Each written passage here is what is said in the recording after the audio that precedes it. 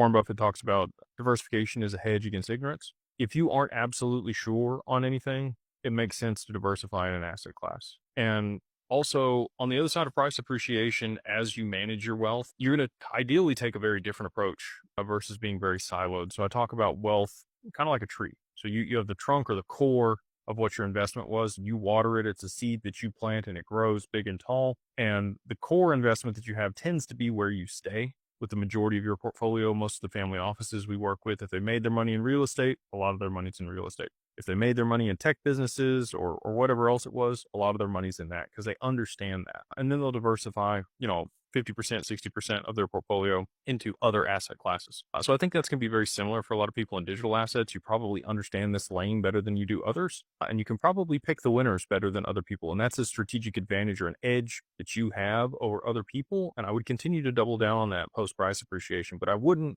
necessarily keep all my eggs in one basket unless it becomes a tier one asset. And that's the reason I'm in XRP as deep as I am, is I do think that it'll end up being riskless to hold XRP over the long term, and you'll be able to borrow against it at a very low interest rate and take that capital and put it to work in other opportunities that generate significant returns. So that's my thesis. You guys do you.